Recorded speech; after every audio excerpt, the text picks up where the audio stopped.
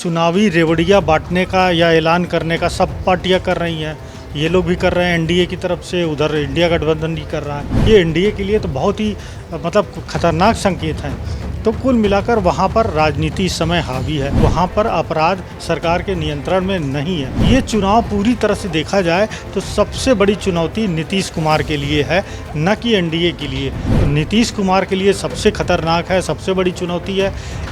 BJP को हो सकता है फ़ायदा हो क्योंकि ऑपरेशन सिंदूर हुआ। 125 यूनिट फ्री कर देना ये महज एक चुनावी रेवड़ी है, इसका बहुत ज़्यादा असर जो है जनता पर नहीं पड़ेगा। नमस्कार, आप देख रहे हैं भारत एक्सप्रेस और मैं हूं आपके साथ आंचल मित्तल। बिहार विधानसभा चुनाव बेहद नज़दीक है। ऐसे में बिहार से कई खबरें सामने आ रही है जहां पर आपराधिक घटनाएं वहां पर लगातार बढ़ रही हैं। इसी बीच बिहार के सीएम नीतीश कुमार द्वारा एक ऐलान किया गया है जहां पर उन्होंने ये बोला है कि बिहार में अब 125 यूनिट तक मुफ्त में बिजली दी जाएगी।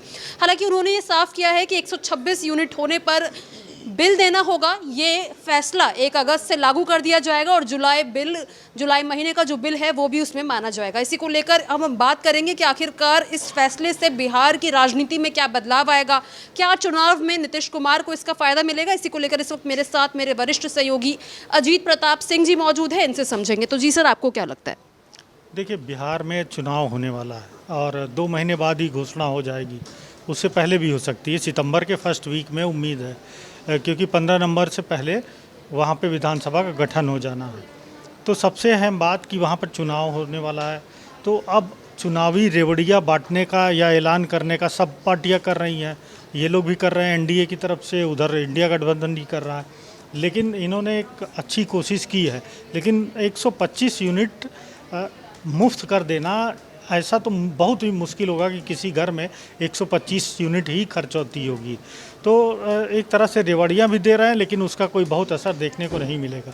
दूसरी बात कि नीतीश कुमार लगभग 20 साल से बिहार के मुख्यमंत्री हैं, तो उनके खिलाफ एंटी इनकम्बेंसी पूरी तरह से इस बार हावी है। और जैसा कि आप देखिए, जिस तरह से सर्वेज में रिजल्ट आए हैं कि बीजेपी को हो सकता है फ़ायदा हो क्योंकि ऑपरेशन सिंदूर हुआ है, बीजेपी को फ़ायदा हो सकता है, लेकिन जेडीयू को और ख़ास करके नीतीश कुमार को फ़ायदा होता नहीं दिख रहा है अभी तक जो सर्वे आए हैं। और वहीं अगर जेडीयू, माफ़ कीजिएगा, आरजेडी और इंडिया गठबंधन की बात करें तो वो लोग भी काफ़ी मजबूती दिखा रहे हैं। आप देखिए, वक्फ के खिलाफ रैली में तेजस्वी यादव ने जिस तरह से रैली बुलाई और उसमें लाखों की संख्या में हमने देखा, और कितना वाइब्रेंट लोग थे। मतलब जो भी नारा लग रहा था, ऐसा वो जवाब दे रहे थे कि जैसे लग रहा है कि पूरे बिहार का अगर इस तरह का माहौल है तो ये एनडीए के लिए तो बहुत ही मतलब खतरनाक संकेत हैं। तो कुल मिलाकर वहाँ पर राजनीति इस समय हावी है।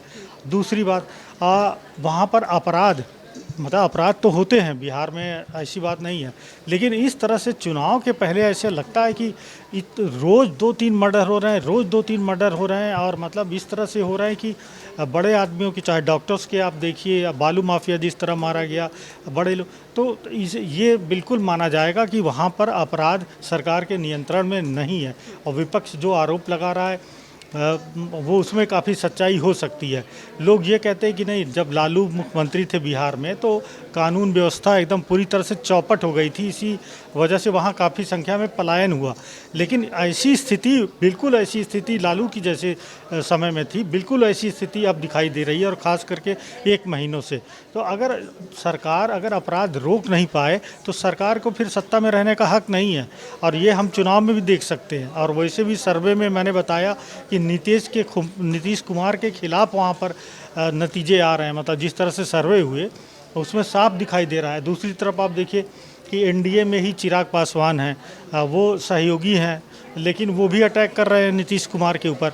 तो ये चुनाव पूरी तरह से देखा जाए तो सबसे बड़ी चुनौती नीतीश कुमार के लिए है, न कि एनडीए के लिए।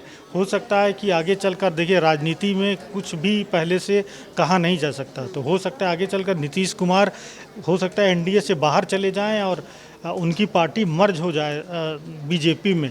चिराग पासवान हैं, हो सकता है उनको कमान दी जाए, तो कुछ भी हो सकता है। दूसरी तरफ आप देखिए कि इंडिया गठबंधन भी पूरी तरह से मौजूद है, वो लोग भी एक साथ चुनाव लड़ रहे हैं। अब ओवैसी ने भी कहा है कि भाई हम भी हिस्सा हो सकते हैं। पिछले चुनाव में हमने देखा कि ओवैसी किशनगंज और ख़ास करके सीमांचल का जो एरिया है वहाँ पर उन्होंने अगर कुछ सीट न जीती होती तो फिर आरजेडी वहाँ सत्ता में होती। लेकिन अब वो भी चाह रहे हैं, देखिए किस तरह से उनका गठबंधन होगा। लेकिन अभी जो स्थिति है वो नीतीश कुमार के लिए सबसे खतरनाक है, सबसे बड़ी चुनौती है।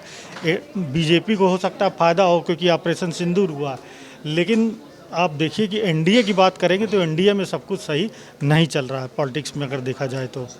सर, जिस तरीके से उन्होंने 125 यूनिट तक बिजली फ्री देने का ऐलान किया है, उसके साथ साथ ये भी बोला है कि आने वाले 3 सालों में वो सोलर पैनल इंस्टॉलेशन पर भी काम करेंगे। तो कहीं ना कहीं वो कोशिश यही कर रहे हैं कि बिहार की जनता को किसी भी तरीके से लुभाया जाए, क्योंकि उनके खिलाफ जनता नज़र आ रही है। तो क्या लग रहा है कि क्या जनता इन सब बातों से मानेगी? क्योंकि अभी कुछ दिनों पहले शिक्षकों को लेकर भी उन्होंने कुछ बड़ा बयान दिया था कि उनकी भर्तियों में भी वो इजाफा करेंगे। देखिए चुनाव आ रहा है तो निश्चित तौर पर रेवड़िया बांटने की जो परंपरा है वो शुरू हो जाती है। लेकिन अगर बिहार में देखें तो ज़्यादातर बिहार जो है ग्रामीण, वहाँ पर ज़्यादा बड़ा इलाका है। और ग्रीन एनर्जी की बात करें तो वहाँ इनिशिएटिव बहुत पहले से लेना था। महाराष्ट्र है, गुजरात है, तमिलनाडु है, कर्नाटक है, इवन कि यूपी देखिए, वहाँ पर बहुत पहले से और बहुत तेज़ी से चल रहा है जो ग्रीन एनर्जी का काम। अब बिहार अब शुरू करेगा तो अब शुरू करेगा, तब तो काफ़ी लेट हो चुका है। ये इनिशिएटिव चुनाव से बहुत पहले लेना था और चलिए अच्छा है इस बार ले रहे हैं। लेकिन 125 यूनिट फ्री बिजली वाला जो है आइडिया, मुझे नहीं लगता कि बहुत उसका असर होगा, क्योंकि ऐसा कोई घर, मुझे नहीं लगता कि अगर कोई गरीब आदमी भी है तो भी वो 125 यूनिट से ज़्यादा बिजली खर्च करता है। और ख़ास करके आप बात करें, देखिए जाड़े में हो सकता है खर्च मतलब कम खर्च हो, क्योंकि जाड़े में जो है पंखे नहीं चलते हैं। और आजकल हर घर में जो है टीवी है, फ्रिज है, पंखे हैं, कूलर है। तो 125 यूनिट फ्री कर देना ये महज एक चुनावी रेवड़ी है, इसका बहुत ज़्यादा असर जो है जनता पर नहीं पड़ेगा। जहाँ तक ग्रीन एनर्जी की बात है तो निश्चित तौर पर अगर जितना जल्दी करेंगे उसको तब इनको फ़ायदा मिलेगा। लेकिन अब जैसा कि मैंने पहले बताया, सर्वे के आधार पर और 20 साल की एंटी इनकम्बेंसी जो है सत्ता के खिलाफ इतनी ज़्यादा है कि सबसे बड़ी चुनौती नीतीश कुमार के लिए है।